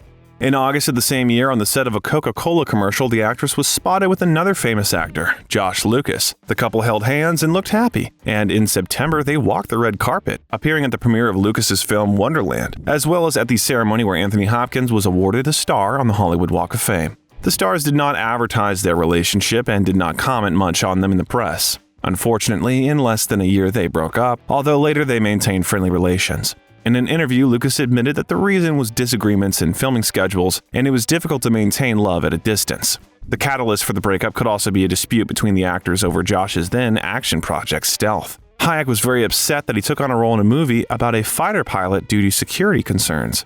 My girlfriend at the time, Salma Hayek, said, "You're an idiot," Lucas recalled. Quote, "You're putting yourself at risk for a movie, and I don't respect that." Obviously, she was right because Lucas suffered a concussion during filming. Despite the unsuccessful romance, Hayek continued to work. In the 2004 film After the Sunset, Hayek played a jewel thief alongside actors Pierce Brosnan and Woody Harrelson. Critics praised the film for its funny moments, as well as for the chemistry between Hayek and Brosnan. Hayek's next two films gave her the opportunity to take a chance and have fun. In Ask the Dust, she and actor Colin Farrell played a couple destined to fall in love. Farrell played the role of a poor writer and Hayek played a cheeky waitress. The love of this couple is subsequently hindered by a deadly illness. The plot of the film wasn't too original, but the film was a notable step in Hayek's career, as after much thought and some hesitation, she agreed to star in a nude scene for the film. Farrell calmed her down by acting stupid and looking only into her eyes during the scene. Everything went well, but overall the film failed. The release was planned for 2005, but was postponed until 2006. When it was finally released, it received poor reviews. But Salma did not worry because she enjoyed spending time on the set with a hot Irishman. The actress, by the way, has repeatedly admitted during interviews that she has a weakness for Irishmen, noting that they are almost as passionate as Mexican ones. Hayek did not forget to develop her directing talent. In 2005, she shot the music video Te Amo Corazon for musician Prince. "We were very, very close friends. He was like my brother," the star said. "He always wanted me to direct him in a movie. I didn't want to direct him in a movie because it was hard for me to see him as a different character other than him, which of course now I really regret." Looking ahead, after Salma had a daughter, the prince dedicated a song to the actress called Hey Valentina. Actually, he wrote it to Hayek's daughter, where he tried to tell her who her mother was before she was born. By the way, Valentina still considers this song one of her favorites. After Frida, Hayek also used her fame to draw attention to the cause she believed in. She's become an active supporter of women whose lives have suffered from domestic violence. "Every time someone hits a woman, it's like they're hitting me," she said. In 2004, she helped the Avon Foundation launch Speak Out Against Domestic Violence program, becoming its press secretary. It raised funds to help children affected by domestic violence, offered educational materials, and contained advertisements. Domestic violence is a global problem, and Hayek's homeland is no exception. To demonstrate her dedication to this important cause, Hayek donates funds to shelters for victims of domestic violence in Mexico. She hoped that the women who were victims would understand that their lives could have a brighter future. Hayek also testified before the U.S. City Committee on the Judiciary to Restore the Violence Against Women Act. The law, passed in 2005, contained programs to help children who were subjected to abuse and support victims who were subjected to it. Salma personally met with the senators to discuss the program of action. The star continued her charitable work, contributing to breast cancer prevention charities, environmental events, and organizations such as Earth Day and Greenpeace. The actress is generally fond of animals. She often saves them from the street and gives them new life. The actress still has more than 10 dogs, 5 parrots, alpacas, horses, chickens, rabbits, and cats, one of which, by the way, did not have a tail, and the other, paws. And later, even an owl appeared. However, they also require a lot of attention and care.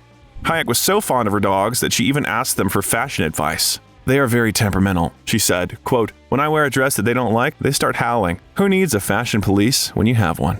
Funny things have happened to her animals more than once. So, for example, Salma's parrot kept in front of her uncle's door for several hours shouting, "I'm on my way, I'm on my way." The owl, after enjoying a delicious lunch of a rat, regurgitated a hairball that landed right on Harry Styles' head. Dogs also kept up with other pets in a number of funny situations. One day, Hayek took her dogs on set and settled in a luxury hotel with them. They were not allowed to take animals to the room, but they allocated a special house with a fence in the courtyard. Lupe, one of Salma's most beloved and resourceful dogs, was able to open the fence, and when the actress arrived at the hotel, did not find her pets on the spot. Suddenly, she heard a scream and realized something was wrong. "I have to tell you that Lupe loved cake more than anything in the world," the star said about this adventure. "Parties were ruined because of it, and I said, 'Oh my God, this sounds like a cake.'" Salma ran to the scream and saw that the hotel was hosting a wedding.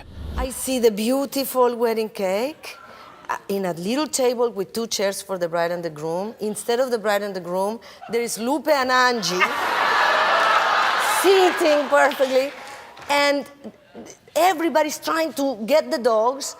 And they really are not mean dogs, but they were faking it really well. This is what they would do. They'd like eat as fast as they could, and then they would go. Chaos broke out. The bride was crying. The guests were screaming. So Salma had to step in.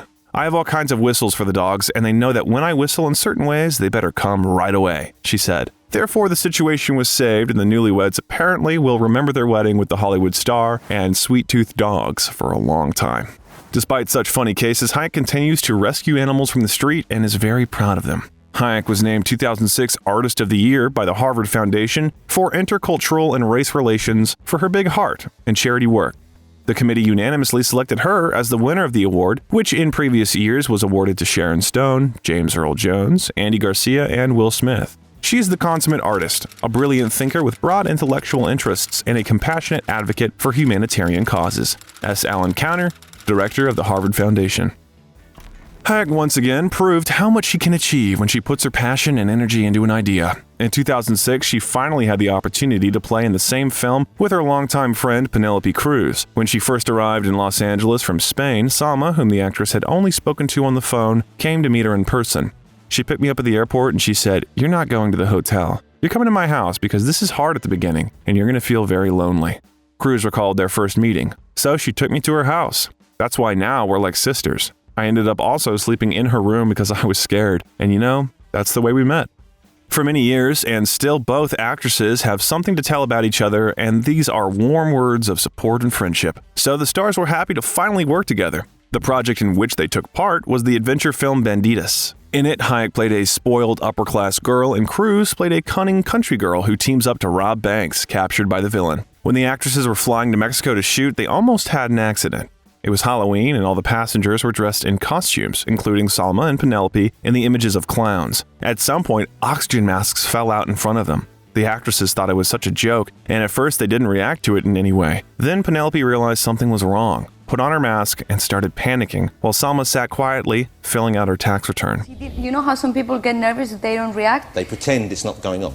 Yeah, but then she realized I didn't talk for 20 seconds, and then she thought that was really strange. So she looked up again, she saw I was looking at her with the mask on, and then she put it on. And when Cruz had a real panic attack, I calmed her down by holding her hands and saying, maybe we were going to die, but we were going to die together, and we were going to be okay. In the end, the pilot managed to make an emergency landing, and the friends got out of this adventure alive. The first thing Salma asked when she got off the plane was, "Where's the bar?" However, on the set, the friends were bolder and even performed some of their own tricks, for example, diving into the river. Hayek and Cruz did a great job portraying their friends in the film. Of course, they didn't have to pretend. Since Cruz and Hayek were famous Latin American stars, people had high expectations for the film. However, unfortunately, the film did not receive good reviews and did not collect much money at the box office. Now get out of my way, I need to finish my job. Señoritas. I would hardly call stealing from the people a job. Señoritas. I am not stealing. I am taking it back from the bastards who murdered my father. After the gang adventures, Salma switched to the crime drama Lonely Hearts, based on real events. There, she played a former nurse who contacts a con artist and killer played by Jared Leto. Although the film was not a success, critics liked the chemistry between the actors and the ability to make their roles fun, despite the fact that they played a couple of killers. And Peter Travers of Rolling Stone even noted, quote, "When Hayek and Leto are on screen, you do not look away." Despite recent unsuccessful films, Salma continued to be the driving force behind Hollywood. Her development from an unknown Mexican soap opera actress to a successful Hollywood star, producer, and director was admired. In 2005, Time magazine named her one of the most influential Latinos in America. A year later, she was named the second richest Latina in Hollywood after Jennifer Lopez. Of course, the audience did not forget about her natural beauty. Hayek has consistently been on top lists such as Maxim's Hot 100 and 50 Most Beautiful People. She no longer felt pressured to look a certain way. She didn't feel like she had to look glamorous every time she went to a movie premiere. "Now I say, if I like it, I'll wear it," she said in an interview. The actress noted that playing in public is not as easy as it seemed. Although she looked beautiful, she didn't always feel that way. The star noted that women should overcome the idea that a certain appearance brings happiness. Thinking in this way, women lose a lot. We get so obsessed with the idea of happiness that comes only in this one box. Happiness slaps you in the face 1,000 times and you never notice it because you're so fixated on the box. At 40, Hayek was still being offered roles written for beautiful women just as she had been in her 20s. Shortly before her 40th birthday, she noted that trying something new helps her stay young. She learned to draw for Frida, went on safari, and enjoyed snorkeling. She enjoyed cooking and gardening. Society tells you to get old, and everybody settles for what they're told. What makes you old is repeating yourself.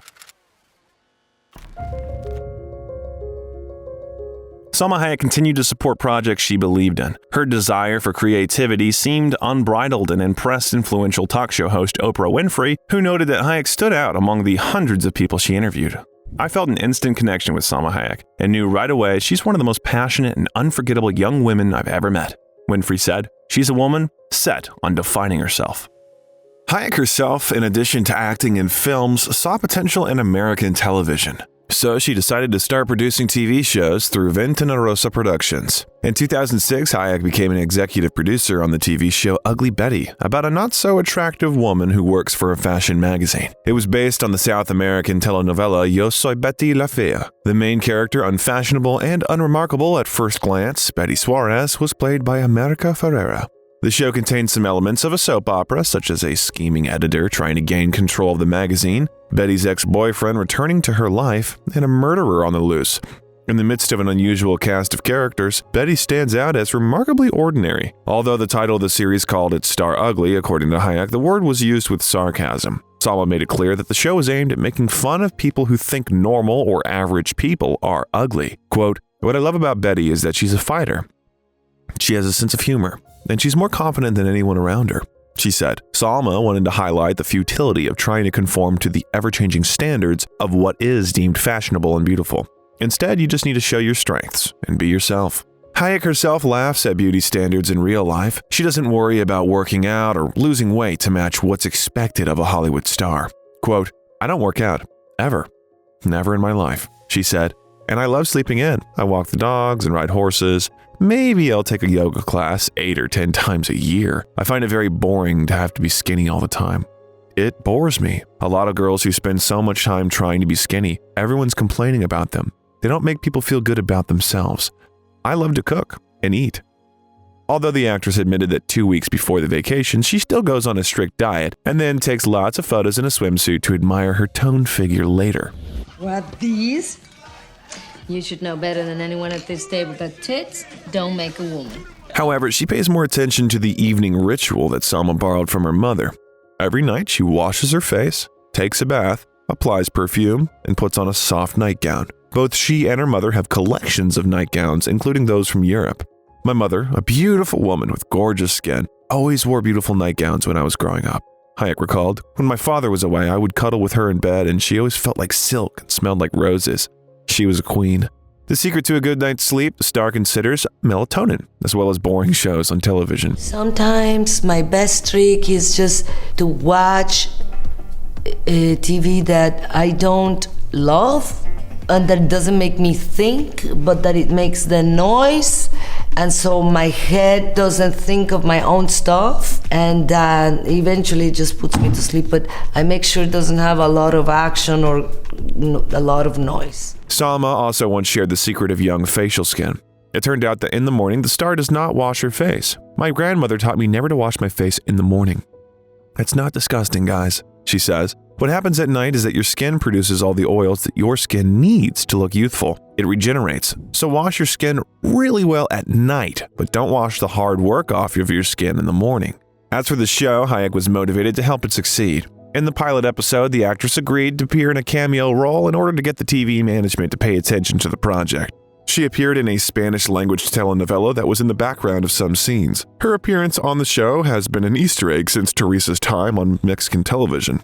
Salma later took on the role of editor of the magazine. In addition, she remained an executive producer of the series and true fan of it. Critics and viewers alike agree with Hayek's positive assessment of the series, and Ugly Betty quickly won over audiences. Rolling Stone magazine called the series, quote, "the most exciting new show of the TV season." From the very first episodes, it became the most popular ABC program in 11 years. The program was awarded 2 Golden Globe Awards at the 2007 ceremony. The film won the award for Best Comedy, while America Ferrera won the award for Best Comic Actress on television. The success of Ugly Betty led to more production projects that Hayek took on. To produce additional shows, Hayek created another production company, Ventana Azul, which translates from Spanish as Blue Window, as opposed to Pink One, which focuses on Latin American projects where Hayek became president and CEO. Although for a long time the actress focused on her career, something in life was missing. She wanted to find a life partner and possibly start a family. All her affairs before that ended in nothing, and she was already beginning to worry that she would not meet her soulmate. "You get desperate, and you start seeing wonderful things in, the wrong guys," she said. "I also found some pretty good guys." That all changed in 2006 when at a gala party in Venice, she met the French billionaire and CEO of the European company that owns Gucci, Balenciaga, and Yves Saint Laurent, François-Henri. How exactly this first meeting went, Salma is silent. "It's such a romantic, amazing story, but it is mine. I don't want to vulgarize it by making it into a story to make myself interesting. She says, their relationship was unique in that he lived in Paris and Hayek's work kept her in Los Angeles. As with past relationships, Hayek didn't say much about the couple's personal life. She wanted to keep their relationship real by silencing them and not letting the world interfere with their privacy. She noted that Pinault respected her decision and supported her career. He pushes me in the right direction. He challenges me with a sense of humor, she said. I feel lucky to have found a man who's so smart and successful in his own right, so there's no competition between us. He understands I was happy and I had a great life before I met him. This relationship was different from what she had in the past, she said. It wasn't drama anymore, it was stability. Later, the couple got engaged, but was in no hurry to get married, due to the fact that Salma was very afraid of an official marriage. In 2007, Hayek announced that she and Pinault were going to have a baby. At the same time, she learned that her lover had recently had a son with model Linda Evangelista. It turned out that Pinault dated the model shortly before his relationship with Hayek, which led to an unexpected pregnancy. The businessman did not demand to get rid of the child, despite the fact that he and Linda were only on 7 dates, and later recognized his son, named Augustin James Evangelista. How Salma handled this information remains a mystery. However, despite the drama and being pregnant, Hayek continued to act in films and other projects. She played a singing nurse in Across the Universe, a 2007 Beatles-inspired film directed by Julie Taymor. She also took part in the dubbing of the Disney comedy Beverly Hills Chihuahua, starring Drew Barrymore. The film told the story of a small dog who got lost in Mexico during a vacation. However, after her daughter was born on September 21, 2007, Hayek put her career on hold for a while to devote herself to her family. The little girl was named Valentina Paloma Pinault, and Hayek was thrilled to become a mother. She said she could hardly remember who she was before she had her little girl. Part of me feels like it's so new and so strange to have a baby, and part of me feels like I've known her face forever, she said. I just feel so fortunate to be her mother, and it makes me excited about the rest of my life because I'll get to witness her transformation every day. I feel I was born to have this girl. Interestingly, on the day Valentina was born, Hayek's ex, Josh Lucas, received a text message from her saying, 7 pounds, 7 ounces, and everyone is healthy and happy. Lucas admitted that he and Salma have remained friends all these years, and he was genuinely happy for his ex, who finally became a mother, which he's been striving for a very long time. In 2008, unexpectedly for the public, Hayek and Pinault decided to break off their 16-month engagement, citing the businessman's too heavy and busy schedule. However, there were rumors that Pinault's work had nothing to do with it, and the couple broke off their relationship just at the moment when French Justice Minister Rachida Dati gave birth to a baby girl. President Sarkozy was then suspected of paternity, but after the breakup of the star couple, the shadow fell on Pinault. Taking into account Evangelista's son, who was not born in marriage, the society drew its own conclusions. However, the rumors remained rumors. Oddly enough, Hayek took the breakup calmly. She was a proud mother at the top of her professional acting, making movies and TV shows as well as doing interesting works. In 2008, she even won the Lucy Award for television achievement. After the birth of her child, she appeared as a bearded woman in the film Cirque du Freak. Her roles in the film were insignificant, and the film themselves received mixed reviews from critics and were unsuccessful at the box office. But this did not matter much because Hayek used her popularity to raise socially significant problems and ways to overcome them. Art and activism seem to go together naturally, the idea being that if you're an entertainer, you can have a voice, and if you have a voice, you can make a difference. After spending some time without each other, Hayek and Pinault realized that they had made a mistake and decided to be together again. And on Valentine's Day 2009, the actress was waiting for a surprise. My husband flew my parents secretly, and on Valentine's Day, they took me to the court, like on an intervention. Like, I don't like this dress, I have to get a special. And they say, sign. They spoke in French. I don't know what they were saying. I was looking at it, and I did it. And that's my first wedding. However, as it turned out later, this was only the first of the couple's 4 weddings. When Salma recovered from the ceremony, she decided it was quite fun and wanted to celebrate. So the newlyweds had a real wedding with the guests and then went on their honeymoon. There, the actress realized that she did not like the wedding cake, which according to her was somehow unearthly and extravagant and had the shape of some kind of spaceship. Being a perfectionist and everything, Hayek decided to make a 3rd wedding to her liking and surprised her husband with a ceremony with the right traditional cake. Shortly after the wedding, Salma changed her last name from Hayek to Hayek Pinault. But for most, she continued to be Hayek.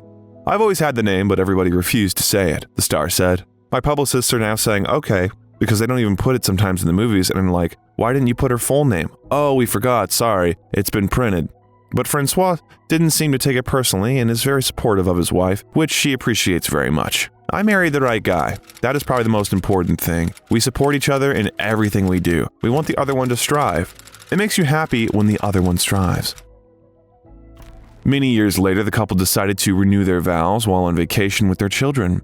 Yes, it is with children. After all, in addition to Valentina and Augustin, who was adopted into their family, Penault has 2 older children from his first marriage, daughter Mathilda and son François. I've always wanted to have a lot of children, and I was not able to. My body, as a miracle, had 1, she told Red in 2007. The huge blessing I've had is that my husband has 3 other children, so I have 4, and they're all so different. Despite the fact that later Salma was able to build a normal relationship with Penault's exes, in the beginning everything was not so simple. After all, in 2012, Linda Evangelista decided that her son needed a monthly monetary allowance from his father in the amount of $46,000. This was a record amount at that time, and even the court doubted its expediency. However, the model justified this figure by spending on a personal security guard and a 24-hour nanny for Augustin. In addition, Penault's fortune at that time was more than $3 billion. Moreover, Evangelista's lawyer emphasized the amounts he spends on his other children. It turns out that Penault gave his $12 million Los Angeles home to a trust fund for Valentina to reassure Hayek that she and their child would be taken care of if something happened to François or their relationship. Anyway, it was possible to agree in court, but the amount of alimony was not disclosed. Later, Penault's new family still found an opportunity to settle all the conflicts, and Salma and Linda became friends. In an interview, Evangelista told of how she felt bad on Thanksgiving, and Hayek and her daughter flew to her to help with dinner. She spent the day in the kitchen and cooked it herself, Linda recalled. No help. The kids helped her at the end. She made a feast, a beautiful, beautiful meal. I had told her that I wasn't going to have Thanksgiving. I wasn't feeling well, and she said, "Oh, yes, you are. I am coming." And poof, she was here, the model recalled. According to Linda, most of all, she liked Salma's Mexican chicken with potatoes and truffles. As you can see, the good heart of the actress blurs the boundaries between families, and her love is enough for everyone. With the birth of her daughter, Salma could be seen more often in the role of a mother on the screen. So in 2010, Hayek played the wife of a Hollywood talent agent played by Adam Sandler and the mother of 3 children in the comedy Grown Ups, which, despite the negative reception of critics, earned $271.4 million worldwide. She also appeared in the sequel to Grown Ups 2 a few years later, and her male colleagues on the set were always happy with such a company, admiring the unquenchable beauty of the star. Do you know how to skip rocks, Mrs. Fader? Are you kidding me? I am the best at this. In 2011, Salma reunited with Antonio Banderas, this time in order to voice Kitty Softpaws in the super successful animated film Puss in Boots. The spin-off of the Shrek franchise received positive reviews from critics, grossed more than $500 million at the box office, and was nominated for the Best Animated Feature Oscar at the 84th Awards. By the way, the sequel to the animated film called Puss in Boots: The Last Wish also turned out to be insanely popular, collected $485 million, and was also nominated for an Academy Award. In the same year, Hayek received Spanish-language roles in 2 international projects. There was a dancer in the French drama Americano, and the wife of a former advertising manager in the Spanish film As Luck Would Have It, which earned her nominations for the San Sebastian International Film Festival Award for Best Actress and the Goya Award for Best Actress. 2012 was no less busy. Hayek filmed Jada Pinkett Smith in the music video for Nada Se Compara, and also voiced one of the characters in Peter Lord's animated film The Pirates, in an adventure with scientists. Salma also played a cartel leader in Oliver Stone's action film Savages, and a school nurse in Frank Coraci's comedy Here Comes the Boom. While critics praised the Pirates cartoon, the last 2 films received mixed reviews. In 2014, Salma appeared in a cameo role in the comedy sequel to the James Baldwin comedy Muppets Most Wanted. She also became a producer and voiced Camilla, a widowed mother, in the 2014 animated film The Prophet. The script was adapted from a book by Khalil Gibran, written back in 1923. Describing the film as a love letter to my legacy, Hayek said it helped her explore her relationship with her late grandfather, who was a fan of the book, and noted, "Between all the connections of our ancestors and the memories of the ones that are no longer with us, I hope they're proud of this film because I did it also for them." This animated film was loved by the audience, and critics rated it mostly positively. However, there were also really failed projects last year, such as Joe Lynch's action movie Everly with Salma in the title role with a 28% rating on Rotten Tomatoes, and a collaboration with Pierce Brosnan and Tom Vaughn's romantic comedy Some Kind of Beautiful. While critics noted that the former, quote, benefits from Joe Lynch's stylish direction and Salma Hayek's starring work, but it's too thinly written and sleazily violent to fully recommend. Rotten Tomatoes gave the latter a 6% rating based on 34 reviews. Many interviewers at that time asked Salma how she could manage to participate in so many projects and even raise her daughter and take care of her family. The actress explained this by her organization. However, she noted that sometimes she still does not find time to clean up the mess in the house, although she herself suffers from this. Because I'm such a perfectionist that I'm perfectioning my things, that my ideas or what I'm creative, so I don't notice the mess I'm leaving behind me, and then when I realize it, I get super frustrated with myself. Hayek's next project was the unusual European fantasy horror film, Tale of Tales. Directed and written by Matteo Garrone, the film adaptation was based on collections of short stories by the Italian poet and courtier Giambattista Basile.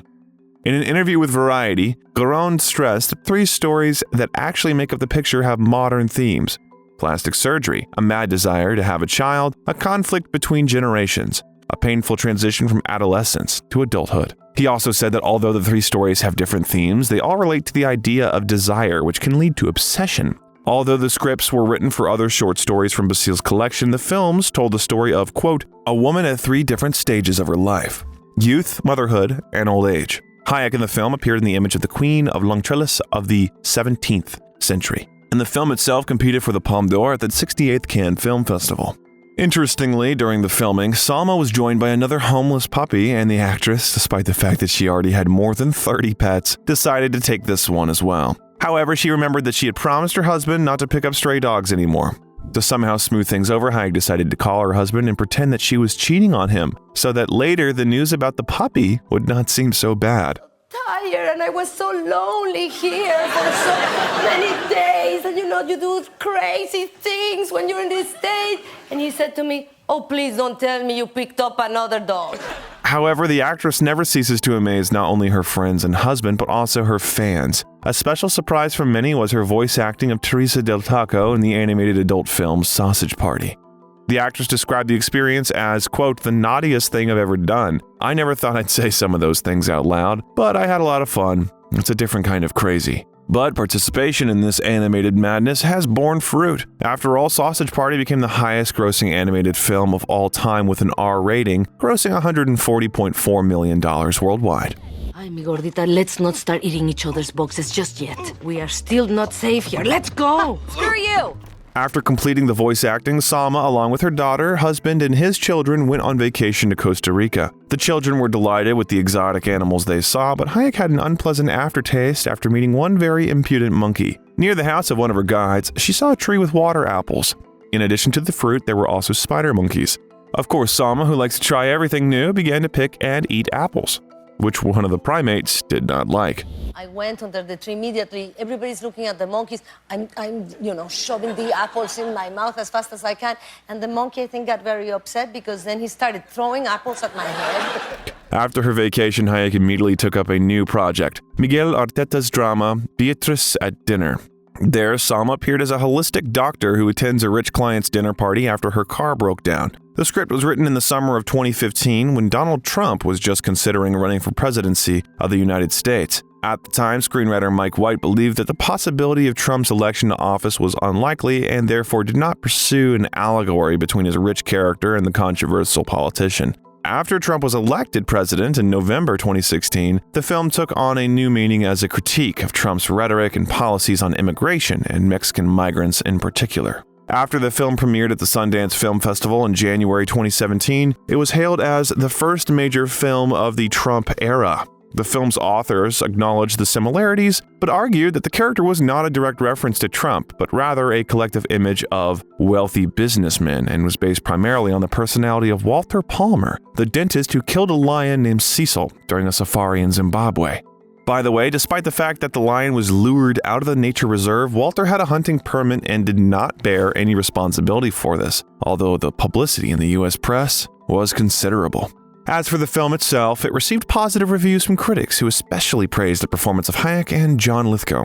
It grossed over $7.4 million worldwide and was named one of the top 10 independent films of 2017 by the National Review Board. This role earned Hayek the Independent Spirit Film Award nomination for Best Female Lead.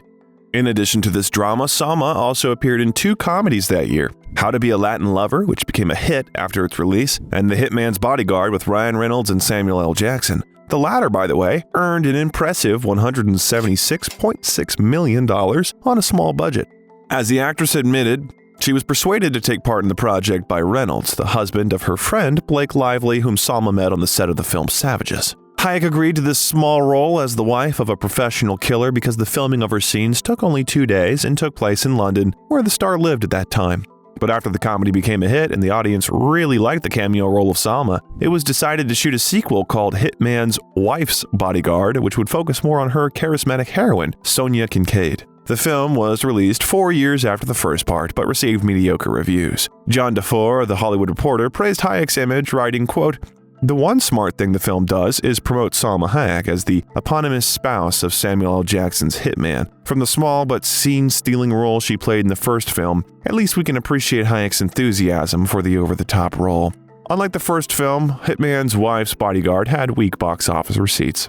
In her spare time from filming, Salma was engaged in her family and her favorite hobby, diving. When her daughter Valentina turned 10, she joined her star mom in exploring the underwater depths. "My father taught me how to dive at 10. I taught my daughter how to dive at 10. I hope that when her children are 10, she teaches them how to dive. They still get to enjoy all the beautiful gifts the ocean has to offer us." Of course, for 40 years of active diving in the depths of the sea, there have been some incidents. At one point, Salma sank too deep and had to be placed in a compression chamber for 8 hours. The most unbearable thing was not even that it was impossible to use any gadgets there or even read books. The worst part was her controller. "They don't let you go to sleep, so they have this guy there to smack you," she said. "And he's so bored because this is his job, so he's praying for you to go to sleep so he can come and smack you." The worst part was that he was very flatulent. And I really fear for my life because imagine if the book can, go Yes. planes. Hayek considers this experience one of the worst when it comes to snorkeling. "It was horrible. I'm never going that deep again," the star said. However, she dives at every opportunity, sometimes even for the wonderful purpose of clearing the ocean floor of garbage. She also posts about the experience on her Instagram to raise awareness of this global issue and encourage people to do the same. Before we move on to the final part of our video and tell you about what the star is doing now, we want to ask you to like this video, check your subscription again, and write a comment in support of this channel. We will be very grateful for the support of our content. In 2018, Salma Hayek turned 52 years old. During her interesting and busy life, she has achieved a lot. However, the star considers her family to be the best gift. For the celebration, her husband ordered a classic wedding cake, which he never waited for during the wedding party. According to the star, François said that finally his wife will stop remembering that unsuccessful cake to him. And they also ordered a mariachi band for the party, which moved the actress to tears. Although at first her producer considered it politically incorrect and was afraid that Salma would be offended by such a gesture. When Hayek found out about this, she decided to play a prank on her. So she was really nervous, so I made a joke at her and said, "I need to talk to you." I said, I gotta say, I'm really grateful for the thought of doing something on my birthday. But really? A mariachi? Are we having tacos for lunch? Of course, after that, Salma admitted to the producer that this is just a joke. Despite her age, Hayek was not going to stop there and continued to act in films. She played the role of Eva Torres, a high-frequency trading manager, alongside Jesse Eisenberg and Alexander Skarsgård in Kim Nguyen's tech drama, The Hummingbird Project. The film had a limited run, so it grossed less than $1 million, and the critics were not happy with it. For example, Odie Herdison gave the film 2 stars out of 4, noting, quote, "The Hummingbird Project feels like one of those movies where 9 different people contributed to the proceedings without reading what anybody else wrote." The next Fred Wolf's comedy, Drunk Parents, earned a little more than $2 million, where Hayek and Alec Baldwin play 2 drunk parents who try to hide their growing financial difficulties from their daughter and environment. In the next 3 films, the comedy Like a Boss, where Hayek portrayed a businesswoman, and the dramas The Road's Not Taken with Javier Bardem and Bliss with Owen Wilson, received mostly negative reviews from critics. But the following projects became very successful and brought the actress recognition. In 2021, Hayek played Ajak, a wise and spiritual leader in the Marvel Cinematic Universe's Eternals, directed by Chloe Zhao, who personally chose her for the role. Initially surprised by Marvel's interest in her personality, Hayek described her role in the film as empowering and recalled that she was moved to see her character's superhero costume, stating, quote, "It was because it means so much to so many people to think that for a Mexican girl, a Mexican woman in her 50s was able to be a superhero. I felt a lot of pride to have my superhero outfit on. It meant something." Hayek, who is of Spanish and Lebanese descent, later became the first Arab actress to star in the Marvel Cinematic Universe. Interestingly, despite this title, Salma does not speak Arabic. "I speak Spanish, English, French, and Italian. I do understand Portuguese perfectly. I so wish I could speak Arabic because I'm half Lebanese, but the swear words I know in all of the languages." The film, released in the United States on November 5, 2021, received mixed reviews from critics, but earned over $401 million globally, making it the 10th highest-grossing film of 2021. Since then, Hayek has signed an agreement to participate in many projects of the Marvel Cinematic Universe. I respect your grand design, Arshan. But I have noticed something special about this planet. In the same year, Ridley Scott's biographical crime drama House of Gucci was released, in which Salma played Patricia Reggiani's girlfriend and confidant, Giuseppina "Pina" Auriemma, along with Lady Gaga as Reggiani, Adam Driver and her Lonely Hearts partner, Jared Leto. Since Salma's husband is the CEO of the parent company Gucci, it's not surprising that the actress was interested in participating in the project. Lady Gaga was thrilled with her co-star on the set, and especially with their intimate scenes, and Salma called the singer a good kisser. The film received mixed reviews from critics. Hayek and Leto's game was mostly praised, but Gaga was criticized because of her Italian accent, which some experts said sounded more like Russian. Despite this, the film was nominated for countless awards, including an Oscar nomination for makeup, and Gaga almost won a Golden Globe for Best Actress. Interestingly, Jared Leto was also nominated for many awards, but received the most prestigious, the Golden Raspberry, for Worst Supporting Actor. In June 2022, Hayek joined the cast in her friend Angelina Jolie's upcoming film Without Blood, based on the Italian bestseller by Alessandro Baricco. It was shot in Rome, Apulia, and Basilicata. Hayek will star in the film alongside Damien Bashir. The actresses met on the set of Eternals, and after that, they and their daughters became very close friends. So we will look forward to their joint collaboration. Hayek recently appeared in the episode Joan is Awful in the Netflix anthology Black Mirror, and also passionately danced a striptease with Channing Tatum in the film Magic Mike's Last Dance, where she showed that 56 years is not a diagnosis, and incendiary dances are in her blood. As you can see, Salma is still not far behind. Where not only they told me you will never succeed in this country, but also they gave me a timeline. If you don't do it by the time you're 30, you're useless. Women in their 50s are not disposable. Indeed, Salma Hayek has gone from low-key cameo roles to status as an international sex symbol and celebrity. Now she boasts an impressive resume of television and film appearances and continues to be the most sought-after Latin American actress, which allows her to choose interesting projects and roles herself. We just want to wish her success and stay just as funny and full of energy. And that's it for today. If you want to watch the biography of another celebrity, click on the video that appeared on your screen, and we'll say goodbye to you for a while. See you soon on the Biographer channel.